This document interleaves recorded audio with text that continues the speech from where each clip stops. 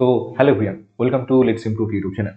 তো আমি তোমাদের সৌম্যদীপ স্যার চলে এসেছি হচ্ছে আরেকটা নতুন তোমাদের জন্য ভিডিও নিয়ে। সেটা হচ্ছে কি, যে অনেকে করে হচ্ছে এই ক্লাস 11 হচ্ছে বরবাদ করে দেয়, তাই না? তো এক বছরের মধ্যে ক্লাস 12 তোমরা এটার জন্য কিভাবে হচ্ছে প্রিপারেশন নেবে সেটা সম্পর্কে আমি তোমাদের এখন আলোচনা করবো, ঠিক আছে? তো দেখো, প্রথমে বলবো যে যদি এখনো পর্যন্ত তোমরা চ্যানেলটি সাবস্ক্রাইব করে না থাকো, অবশ্যই বলবো চ্যানেলটি হচ্ছে সাবস্ক্রাইব করে নাও। কারণ ইন ফিউচারে এরকম আর রকম স্ট্র্যাটেজি ভিডিও আমি তোমাদের জন্য আনতে চলেছি। দেখো, প্রথমে বলবো হচ্ছে কি, দেখো যখন কেউ ক্লাস 10 থেকে যখন ক্লাস 11 আসে না, তখন কি হয় যেটা বললাম, এরকম ডানা গলে, তাই তো? তো বলবো অনেকে শ্বেত চক্করে পড়ে, তাই না? অনেকে জীবনে প্রথমবার সে আসে, আর ঠিক আছে, আলাদা কথা। আবার অনেকে এরকম হয় যে খুব গেমের এডিকশনে পড়ে যায়, তাই না? অনেকে হচ্ছে একটা এরকম ফিল আছে যে বড় হয়ে গেছি, এখন অনেক বড় হয়ে গেছি। এরকম করতে করতে হয় অনেকের হয় কি, ক্লাস 11 ঠিকঠাক করে পড়াশোনা হয় না। তারপরে হচ্ছে যখন ক্লাস 11 থেকে যখন ক্লাস 12 আসে, তখন কি একদম এরকম ওই বানরের রিলটার মতো একদম মাথায় হচ্ছে হাত হয়ে যায়, তাই না?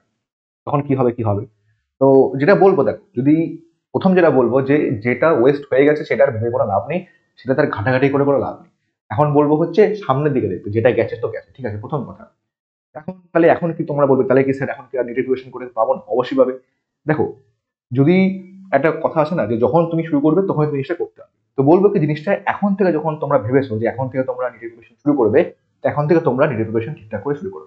তার আগে বলছি যে আমি হচ্ছে সৌম্যদীপ তরফদার, এখন বর্তমানে জলপাইগুড়ি গভর্নমেন্ট মেডিকেল কলেজে এমবিবিএস করছি, থার্ড ইয়ারে পড়ছি এখন, ঠিক আছে? তো প্রথমে বলবো হচ্ছে কি কি স্ট্র্যাটেজি করবে যাতে তোমরা ক্লাস 12 যে আছে যে ঠিকঠাক করে পড়তে পারো। দেখো, প্রথমে যেটা বলবো হচ্ছে কি, তোমরা তো ক্লাস 11 তো পড়ে, তাই না? ক্লাস 11 তো তুমি তো সে চক্করে ছিলে বা অন্য কোনো কিছুতে ছিলে। তো প্রথমে যেটা বলবো হচ্ছে কি, এমন করো না যে আগের ভুলগুলো আবার রিপিট করো না, তাই না? যে এবারও মানে এরকম বলবো যে ব্যালেন্স করতে না ব্যাপারটাকে। তো সবার প্রথমে বলবো হচ্ছে কি, যে ক্লাস 12 তুমি স্কুলে পড়ো বা তুমি কোচিং এ পড়ো বা তুমি অনলাইন পড়ো, যেখানে পড়ো না কেন, ক্লাস 12 তোমাদের সিলেবাস কিন্তু তোমার ঠিকঠাক করে রাখো, ঠিক আছে? এমন করো না যে আগে ভাবলে যে ক্লাস 11 আগে সবটা পড়বো, তারপরে ক্লাস 12 পড়বো, একদম না। ক্লাস 12 যেটা চলছে সেটা হচ্ছে চলতে থাকো, ঠিক আছে?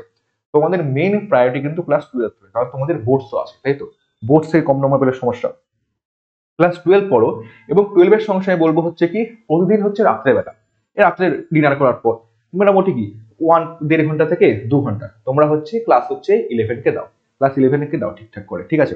এখন এরকম করতে পারো, দেখো, সপ্তাহে হচ্ছে সাপোজ 7 দিনের মধ্যে তোমরা 6 দিন হচ্ছে 11 কে সময় দিলে, ঠিক আছে? 1.5 থেকে 2 ঘন্টা। তার মধ্যে তোমরা জিনিসটাকে ভাগ করে নাও, 2 দিন দিলে ফিজিক্সের পেছনে, 2 দিন দিলে কেমিস্ট্রির পেছনে, আর 2 দিন দিলে হচ্ছে বায়োলজির পেছনে, তাহলে জিনিসটা সুন্দর করে হয়ে যাবে। তবে হ্যাঁ, ব্যাপারটা হচ্ছে কি, কনসিস্টেন্সি মেনটেন করতে হয়। যে আজকে করলাম আবার 2 দিন করলাম না, আবার একদিন করলাম আবার 2 দিন করলাম না, আবার 2 দিন করছি আবার একদিন করছি না, এরকম করলে কিন্তু ব্যাপারটা হবে না। সবার প্রথমে যেটা বলবো যে কনসিস্টেন্সি মেনটেন রাখতে, ঠিক আছে? কারণ প্রতিদিন মনে করো 2 ঘন্টা 2 ঘন্টা সময় দিলে ফিজিক্স কেমিস্ট্রি বায়োলজির উপর 2 দিন 2 দিন করে সপ্তাহে, তাহলে ব্যাপারটা সুন্দর করে মেকআপ হয়ে যাবে, ঠিক আছে? এবার হচ্ছে কি, ক্লাস 12 করলে ক্লাস তার সঙ্গে সঙ্গে 11 তোমার নিয়ে চলবে। আর যেটা বললাম, অবশ্যই ক্লাস 12 কিন্তু তোমাদের টপ প্রায়োরিটি থাকবে, তার সঙ্গে সঙ্গে 11 চলবে, ঠিক আছে? এমন করো না যে ক্লাস 12 তুমি 2 ঘন্টা করে যে সময় দিচ্ছ, বাকি দিন ক্লাস 11 পড়ে যাচ্ছ।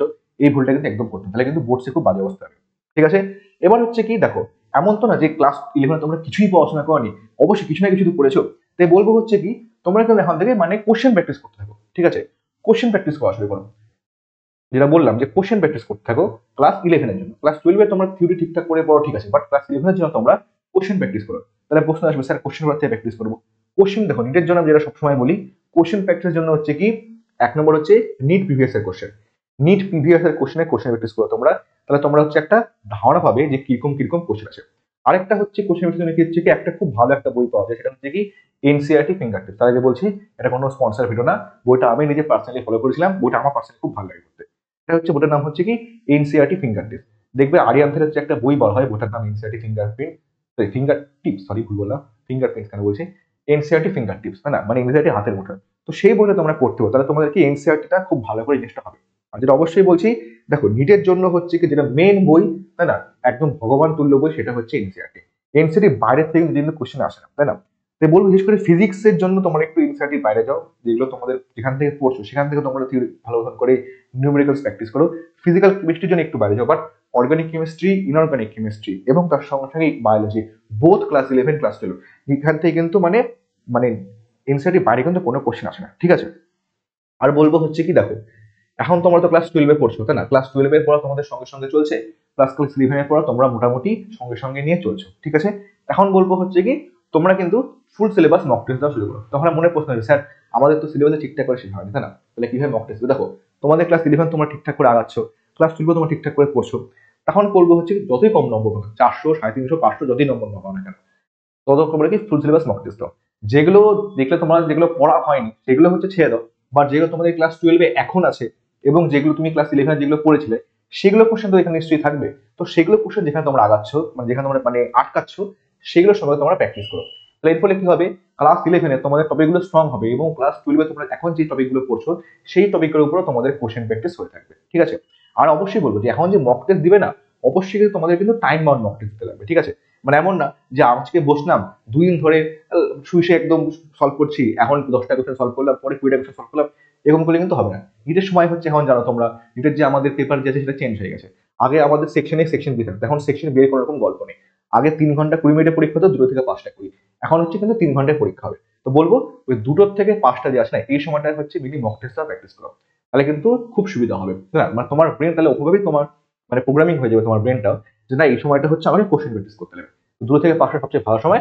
মোটামুটি এখন তো এমন না যে তোমরা ডেইলি মক টেস্ট একদমই না, মাসে একটা বা হচ্ছে মাসে দুটো এরকম হচ্ছে ফ্রিকোয়েন্সিতে মক টেস্ট দাও, তাহলে কিন্তু ব্যাপারটা তোমরা ভালোভাবে হয়ে যাবে। আর যেটা বলবো যে ক্লাস 11-এ যেই ভুলগুলো করেছিলে যার জন্য তোমাদের পড়াশোনা হয়নি, সেটা সে হতে পারে, গেমিং হতে পারে, বন্ধুদের সঙ্গে আড্ডা হতে পারে, সোশ্যাল মিডিয়া হতে পারে, যা খুশি হতে পারে, তাই না? তো বলবো যে মানুষ তার ভুল থেকে শেখে, তো সেই ভুল থেকে শেখো, সেখান থেকে শিক্ষা নাও, সেই ভুলটা রিপিট করতে হবে, তাই না? আমি যেটা বলবো, তাহলে এই জিনিসটা কিন্তু আবার মানে ব্যাপারটা করে গড়বড় হয়ে যাবে। তো এটাই বলবো যে এইভাবে তোমরা প্রিপারেশন নাও, তাহলে অবশ্যই তোমাদের ভালো হবে। সবাই ভালোভাবে পড়ো, ভালো একটা গভর্নমেন্ট কলেজ পাও, এই আশা রাখছি। তো এই বলে আজকে ভিডিও শেষ করছি। সবাইকে থ্যাংক ইউ, টাটা, ধন্যবাদ, বাই।